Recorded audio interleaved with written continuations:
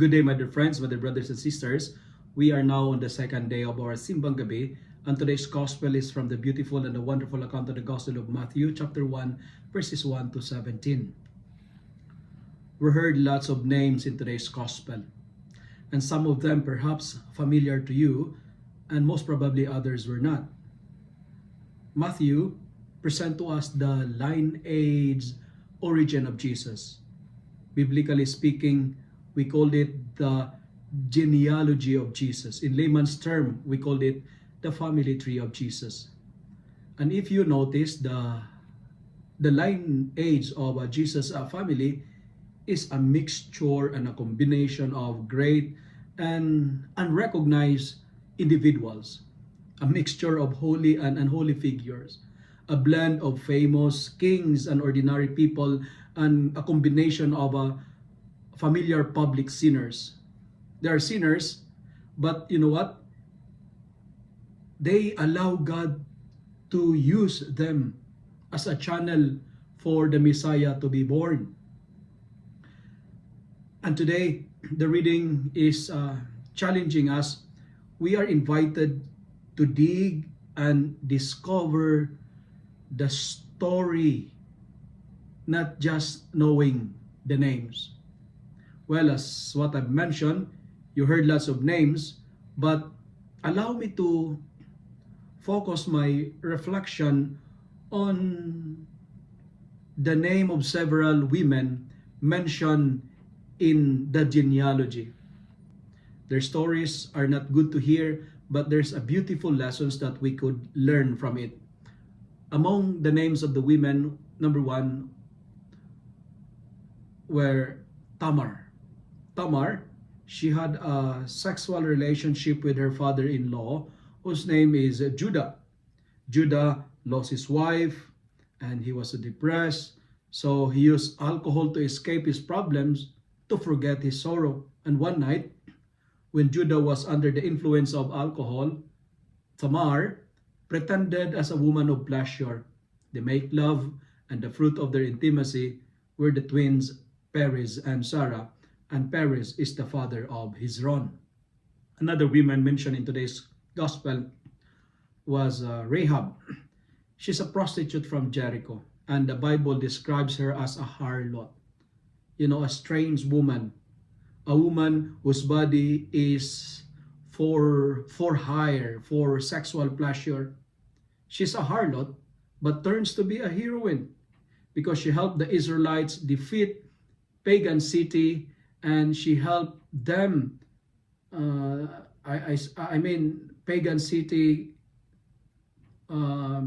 Jericho, by hiding two spies in her room. Another woman mentioned was Ruth. She's from Moab. A Moabites had a bad reputation because Jewish people looked down on them because they were a people product of incest. You know, incest means a crime of having illicit sexual relationships with parent and child or siblings.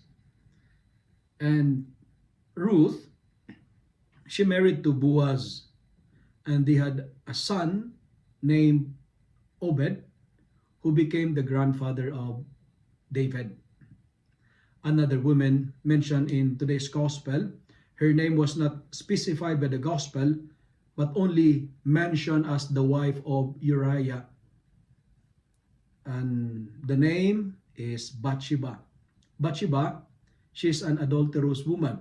You know, she married to Uriah, but she had a sexual relationship with King David. Solomon, the wise king of Israel, was the fruit of their adulterous act. And another woman mentioned the name Mary. She got pregnant without a husband. Now, you ask me, Father Jack, why you share the story of this woman? They have irregularities in their lives. They have a scandalous past and a very shameful memories. They had bad reputations, but they allowed themselves to be used by God. God used them to establish and fulfill His plan of salvation. And we can learn three messages from today's gospel. Number one, whatever is ugly in us, God can make it into something beautiful if we allow God to use us. My dear friends, do not let your problems take away your success and prosperity. Never be discouraged by your limitations. You are not your sins. You are not your weakness. You are not your limitations. We are not defined by our imperfections. Our burdens today can be our greatest blessings in the future. And second, the gospel is also telling us that our sins has no power to diminish our worth and value because God's grace is greater than our sins.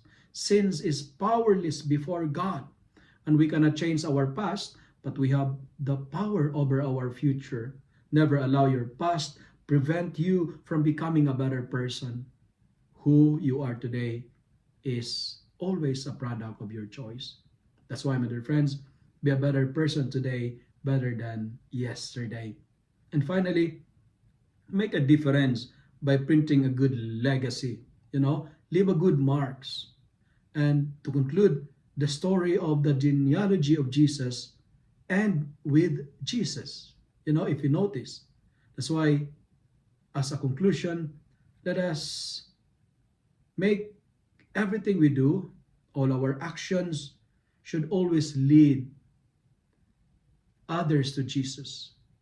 Remember, we are full of grace, not full of sin, because everything is beautiful in the eyes of God. If you love and like this reflection, kindly share it with your friends, share it with your family, make the Word of God viral so that many will be blessed. Amen.